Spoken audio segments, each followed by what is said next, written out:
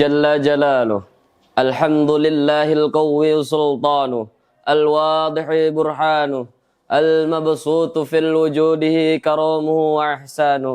السلام عليكم ورحمة الله تعالى وبركاته. الحمد لله رب العالمين، وبه نستعين على أمور الدنيا والدين. سبحانك لا علم لنا إلا ما علمتنا، إنك أنت السميع العليم، وتب علينا إنك أنت التواب الرحيم. إنا فتحنا لك فتحا مبينا ليغفر الله ما تقدم من ذنبك وما تأخر ويتم نعمته ويهديك صراطا مستقيما. لقد جاء وينصرك الله نصرا عزيزا. لقد جاءكم رسول من أنفسكم عزيز عليه ما عنتم حريص عليكم بالمؤمنين رؤوف رحيم. اللهم صل وسلم وبارك وكرم ومجد وعزم على سيدنا وحبيبنا وشفيعنا وقرة أعيننا ونور قلوبنا محمد الفاتح لما أغلق والخاتم لما سبق ناصر الحق بالحق إلى صراطك المستقيم وعلى آله حق قدره ومقداره العظيم. Segala puji bagi Allah Subhanahu wa taala yang telah memberikan kita begitu banyak nikmat, di antaranya berupa nikmat iman dan Islam, yaitu sebaik-baik nikmat. Bahkan saking banyaknya nikmat yang Allah berikan kepada kita, andaikan lautan di seluruh bumi ini menjadi tintanya, daun-daunan di seluruh bumi ini menjadi kertasnya, dan pepohonan di seluruh bumi ini menjadi penanya, tidak akan mampu menulis nikmat yang Allah berikan kepada kita. Oleh karena itu, kita sebagai hamba Allah haruslah senantiasa bersyukur kepada Allah Subhanahu wa taala agar Allah menambah nikmat yang diberikannya kepada kita. Sebagaimana firman Allah Subhanahu wa taala, "La in syakartum la azidannakum." Jikalau kalian bersyukur atas nikmatku, niscaya akan aku tambah. Wala in kafartum, dan jikalau kalian kufur atas nikmatku, kata Allah, "Inna 'adzabi lasyadid." Sesungguhnya azabku amatlah pedih.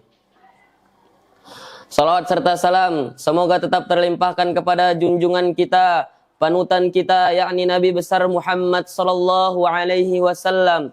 Karenanya lah kita diciptakan, karena beliaulah bumi dan seisinya diciptakan oleh Allah Subhanahu wa taala. Sebagaimana dalam hadis qudsi, laulaka ya Muhammad. Kalau bukan karena engkau, kalau bukan karena engkau wahai Muhammad, ma khalaqtu aflak. Tidak akan aku ciptakan bumi dan seisinya. Oleh karena itu, kita sebagai umatnya Nabi Muhammad SAW haruslah senantiasa memperbanyak salawat kepada Nabi Muhammad SAW dengan mengharap syafaatnya di yaumul uzma nanti. InsyaAllah, amin ya rabbal alamin. Baiklah, saya tidak akan memperpanjang kata muqaddimah saya. Langsung saja saya beri judul ceramah saya pada hari ini ialah keutamaan Al-Quran. Saudara-saudara sekalian yang insya Allah dirahmati oleh Allah Subhanahu wa ta'ala, sebelum kita mempelajari keutamaan Al-Quran, kita harus tahu dulu apa itu Al-Quran. Al-Quran secara bahasa yakni diambil dari bahasa Arab, qara'a yaqra'u Qur'anan, yang artinya bacaan. Sedangkan menurut istilah, Al-Quran ialah kalamullah, firman Allah yang diturunkan kepada Nabi Muhammad SAW dengan melalui perantara malaikat Jibril, dan membaca Al-Quran ialah suatu ibadah. Dan kita ketahui bahwa Al-Quran ini Allah turunkan kepada umat manusia sebagai petunjuk antara yang hak dan yang batil. Dan kita ketahui bersama bahwa Al-Quran ini adalah kitab sucinya orang Islam yang memiliki begitu banyak keutamaan dan fadilahnya karena kemuliaan Al-Quran itu sendiri. Bukan hanya itu, bahkan segala sesuatu yang berhubungan dengan Al-Quran, Allah akan muliakan ia dengan kemuliaan Al-Quran. Contohnya, malaikat Jibril menjadi pemimpinnya para malaikat karena Al-Quran diturunkan melalui malaikat Jibril.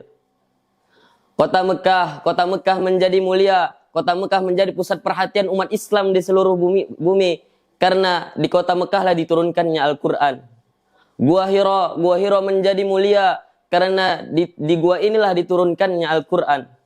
Dan bulan Ramadan, bulan yang penuh kemuliaan, bulan yang di dalamnya dilipat gandakan segala pahala karena di dalam bulan inilah diturunkannya Al-Quran. Dan Nabi Muhammad SAW, Nabi Muhammad menjadi pemimpinnya para nabi. Nabi Muhammad menjadi nabi yang paling mulia di sisi Allah Subhanahu wa taala karena Al-Quran diturunkan kepada Nabi Muhammad SAW. Bukan hanya itu. Seekor anjing, yakni anjingnya Ashabul Kahfi, Allah muliakan anjing itu, hai saudara-saudara. Karena Allah abadikan itu anjing dalam Al-Quran dan Allah masuk surga kan itu anjing. Oleh karena itu, apalagi kita yang diantara kita ada yang sebagai penghafal Al-Quran, insya Allah Allah akan muliakan kita dengan kemuliaan Al-Quran dan fadilah-fadilahnya Al-Quran. Insya Allah, amin ya rabbal alamin. Saudara-saudara sekalian yang insya Allah dirahmati oleh Allah Subhanahu wa ta'ala. Dan Allah sendiri sudah menjamin keautentikan Al-Quran ini sehingga tidak akan ada yang berubah hingga hari kiamat. Karena Allah sendiri yang menurunkannya dan Allah sendiri yang menjaganya. Sebagaimana firman Allah Subhanahu wa ta'ala dalam surat Al-Hijr ayat 9, Inna nahnu nazzalna dzikra wa inna lahu lahafidhun. Sesungguhnya kami yang menurunkan Al-Quran dan kami pula yang menjaganya. Dan suatu nikmat yang besar bagi kita sebagai umat Islam yang senantiasa membaca Al-Quran dan membersamai Al-Quran. Sebagaimana dalam hadis Rasulullah SAW, Anna qira'atal Quran min ahsanil ibadah, wa ma min muslimin yaqra'ul Quran illa wa yudha'afa lahu ajruhu wa yakunu qariban ilallah. Artinya, sesungguhnya membaca Al-Quran adalah sebaik-baik ibadah. Dan tidaklah bagi seorang umat Islam yang membaca Al-Quran kecuali Allah lipat gandakan baginya pahala dan ia menjadi dekat kepada Allah Subhanahu wa ta'ala. Saudara-saudara sekalian yang insya Allah dirahmati oleh Allah Subhanahu wa ta'ala. Dan Allah telah menciptakan dalam Al-Quran sesuatu yang bisa menjadi penawar atau obat dan rahmat bagi kita sebagai umat Islam. Sebagaimana firman Allah dalam Al-Quran, dalam surat Al-Isra ayat 82, Ba'da a'udzu billahi minasyaitonir rajim. Bismillahirrahmanirrahim. Wa nunazzilu minal Qur'ani ma huwa shifaa'un wa rahmatul lil mu'minin.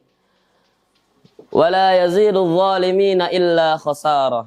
Artinya, dan kami turunkan dalam Al-Quran sesuatu yang bisa menjadi penawar atau obat dan rahmat bagi orang-orang yang beriman.